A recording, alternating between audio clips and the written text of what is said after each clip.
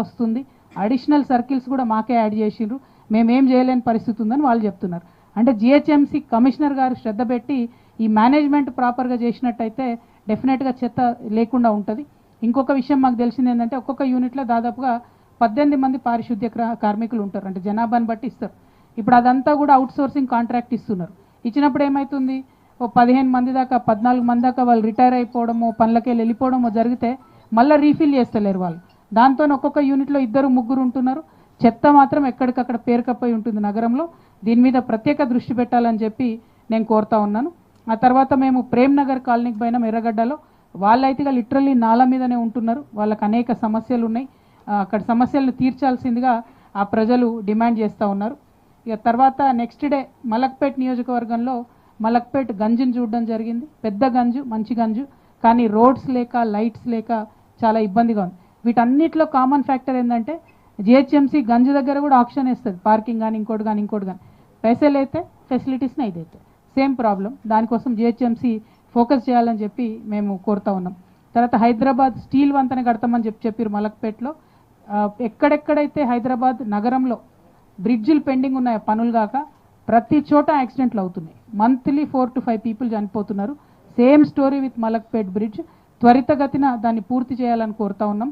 ఇక్కడ ఏ బ్రిడ్జ్ దగ్గరైనా ఇష్యూ ఏంటంటే నేషనల్ హైవే వాళ్ళు జిహెచ్ఎంసీ వాళ్ళు కోఆర్డినేషన్ లేక లేట్ అవుతున్నది. ఈ బ్రిడ్జ్ అయితే పర్టికులర్గా మలక్పేట్లో వాళ్ళు నాకు చెప్పింది ఏంటంటే ల్యాండ్ అక్విజిషన్ లేకుండా బ్రిడ్జ్ కట్టడం స్టార్ట్ చేశారు, దాంతో లేట్ అయిపోయినటువంటి పరిస్థితి ఉంది. సో ఈ బేసిక్ కోఆర్డినేషన్ చేసుకోవాల్సిందిగా నేను డిమాండ్ చేస్తూ ఉన్నాను. ఆ తర్వాత యాకుత్పురా కాన్స్టిట్యున్సీలో ఇందాక నేను చెప్పినట్టు మనము హనుమాన్ నగర్ ముంపు ప్రాంతాల్లో పర్యటించిన కాడ ఈ నీళ్ళ సమస్య ఉన్నది. కుమ్మరిగూడలో చాలా మంది కుమ్మరి వాళ్ళు ఉన్నారు. వాళ్ళు డిమాండ్ చేసినటువంటి అంశాలు ఏంటంటే మట్టి సిటీలో ఎక్కడ దొరకలేదు, మాకు కంపల్సరీ మాకు మట్టి ప్రొవైడ్ చేయండి అని ప్రభుత్వాన్ని డిమాండ్ చేస్తున్నారు. అట్లానే సింగరేణి బస్తీ, కాజాబాగ్ బస్తీ, చింతల్ బస్తీ చాలా పెద్ద బస్తీ. మొత్తం ఈ 3 బస్తీలు కలిసి 20,000 వరకు కుటుంబాలు సెటిల్మెంట్స్ ఉన్నాయి. కానీ ఎన్నో ఏండ్ల నుంచి ఉన్న ఇంతవరకు వాళ్ళని రెగ్యులరైజ్ చేస్తలేనటువంటి పరిస్థితి ఉన్నది. అందరూ మళ్ళీ అన్ని ప్రభుత్వాలు వాగ్దానం చేసినాయి, రెగ్యులరైజ్ చేస్తాం. మరి ఏం అడ్డుపడుతుంది, ఏమవుతుంది అన్నది తెలుస్తలేదు. మరి యాకుత్పురా నియోజకవర్గంలో ఉన్న సింగరేణి బస్తీ, కాజాబాగే కదా, కాజాబాగు, చింతల్ బస్తీ వీటి మీద మాత్రం స్పందించాలని నేను ప్రభుత్వాన్ని డిమాండ్ చేస్తున్నా. ఇక ఆ తర్వాత చార్మినార్ నియోజకవర్గానికి పోయినాం. అక్కడ పెండింగ్ ఉన్నటువంటి మల్టీ లెవెల్ పార్కింగ్ కోసం మరి అప్పుడు పాత గవర్నమెంట్ వేసినటువంటి స్టోన్ దగ్గర నిలబడి మేము మాట్లాడినాం. అది ఇంకా కూడా ముందుకు పడతలేదు. మక్కా మసీద్ పోయి చూసినాం, అక్కడ కొన్ని రిపేర్స్ ఉన్నాయి. మేము పోయి వచ్చిన తర్వాత మరి అజరుద్దీన్ గారు ప్రత్యేక శ్రద్ధ పెట్టిరని తెలిసింది. మరి మనకు కొంచెమన్నా పనులు ముందుకు సాగితే బాగుంటుంది. ఆ తర్వాత ఇది ఇంకా పెద్ద జోక్, ఇది హైలైట్ ఆఫ్ మొత్తం హైదరాబాద్ పర్యటన. ఏమైందంటే అంబర్పేట పోతామని చెప్పి మేము షెడ్యూల్ రిలీజ్ చేసినాం. అంబర్పేట్ చే నంబర్ ఫ్లైఓవర్ కింద రోడ్డు చాలా ఏండ్లకెళ్ళి పెండింగ్ ఉంది, ఆ రోడ్డు చూద్దామని మేము అనుకుంటే రాత్ ఎంత గమ్మత్ అంటే 12 గంటలు మా వాళ్ళు బ్యానర్ కట్టడానికి పోతే రోడ్ లేదు. 2 గంటలకు మళ్ళీ బ్యానర్ ఉందా లేదా చెక్ చేసుకుందామని పోతే రోడ్ వేయడం స్టార్ట్ చేసిరు. తెల్లారు 10కి మేము ప్రోగ్రామ్కి వరకు రోడ్ అయిపోయింది. అంటే ఎంత విచిత్రం అంటే జో ఏక్ దిన్ మే రోడ్ హో సక్తా ఉస్కో ఇత్తే సాల్ క్యూ నహీ కరే, అది క్వశ్చన్.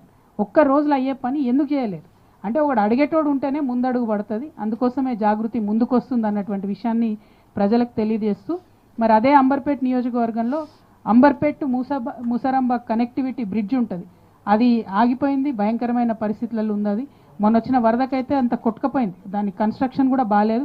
అది ఖచ్చితంగా తొందరగా ఫినిష్ చేయాలని చెప్పి నేను గవర్నమెంట్ను డిమాండ్ చేస్తూ ఉన్నాను.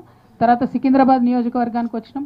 ఇక సికింద్రాబాద్ అంటే తెలంగాణ ఉద్యమానికి ఆయువు పట్టుగా ఉండే చాలా పెద్ద బస్తీలు. మాణికేశ్వర్ నగర్ బస్తీకి పోయినాం, అక్కడ ఇంతవరకు హాస్పిటల్ లేదు. కామెడీ ఏంటంటే హాస్పిటల్ కోసం అక్కడ వాళ్ళు 3 months 4 months ధర్నా చేసిర్రు. 156 రోజులు ధర్నా చేస్తే అంతకుముందు గవర్నమెంట్లో శాంక్షన్ చేసిర్రు, ఆ యూనివర్సిటీ ల్యాండ్ని బదలాయించిండ్రు. కానీ ఇంతవరకు మళ్ళీ హాస్పిటల్ కాకుండా ఆగిపోయింది. దయచేసి హాస్పిటల్ అక్కడ కట్టవలసిందిగా డిమాండ్ చేస్తున్నాను. తర్వాత చంద్రబాబు నాయుడు నగర్ అని ఉన్నది, CBN. అక్కడ అప్పుడు చంద్రబాబు నాయుడు గారు ఉన్నప్పుడు సింగిల్ బెడ్రూమ్ హౌసెస్ కట్టించినటువంటి నగర్ అది. అవి మొత్తం కూడా కూలిపోతున్నటువంటి పరిస్థితి ఉంది. మరి అవి తీసేసి అక్కడ డబుల్ బెడ్రూమ్స్ కడతా అని చెప్పారు, కానీ ఇంతవరకు దాని మీద శ్రద్ధ పెట్టలేదు. అట్లానే సీతాఫల్ మండి గవర్నమెంట్ స్కూల్ అది కరెక్ట్గా మా పద్మారావు గారి ఎమ్మెల్యే ఆఫీసు ఎదురుగానే ఉన్నది. ఆ కూలగొట్టి పెట్టిండ్రు, కానీ ఇంతవరకు గడతలేరు. మేము ఆడ చూద్దామని పోయే వరకు అసాంఘిక కార్యకలాపాలు మంచిగా యథేచ్ఛగా కొనసాగుతున్నటువంటి పరిస్థితి కనబడ్డది. దాన్ని తొందరగా స్కూల్ని కట్టాలని చెప్పి నేను కోరుతున్నా. అంటే మంచిగా ఉండే స్కూలు, 1000 మంది పిల్లలు ఉండే, వీళ్ళు కొత్త స్కూల్ కడతామని పడగొట్టేసి ఇప్పుడు ఏమైపోయింది, 350 మంది పిల్లల్ని ఏదో స్కూల్లో టైంపాస్కి వేసేసారు.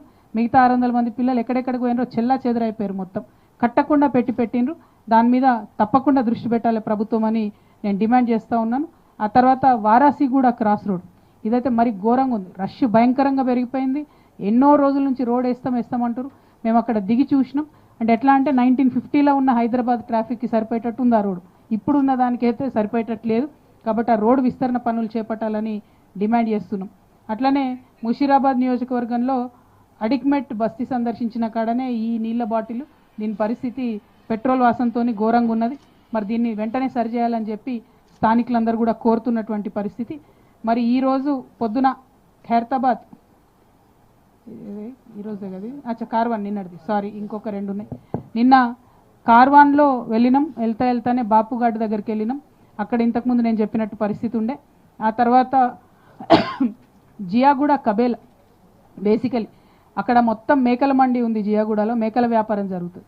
కానీ ఆ కరణ్ సింగ్ మార్గ్ నుంచి ఆల్మోస్ట్ హైకోర్టు పోయే వరకు ఒక సైడ్ ఆఫ్ ద రోడ్ ఎవరు వాడుతూనే లేరు. ఎన్ని ఇయర్స్ నుంచి పెండింగ్ అయిపోయిందో. Every high court judge passes through there, every high court lawyer passes through there. Easiest road to the airport అదే. అయినా కూడా అసలు ఇంతవరకు అది పట్టి లేకుండా ఉన్నది. రోడ్ మీదనే మేకలు అమ్ముతున్నటువంటి పరిస్థితి ఉంది. అంటే ఎయిర్పోర్ట్కి పోయేటోళ్ళు వచ్చిన వాళ్ళందరూ కూడా హైదరాబాద్లో మేకలు ఇక్కడ దొరుకుతాయంటే ఇక్కడ దొరుకుతాయని చెప్పేటట్టు ఉన్నది. అస్సలే బాగాలేదు. ప్రభుత్వం వెంటనే దాని మీద దృష్టి సారించి ఆ డబుల్ రోడ్ చేయాలి.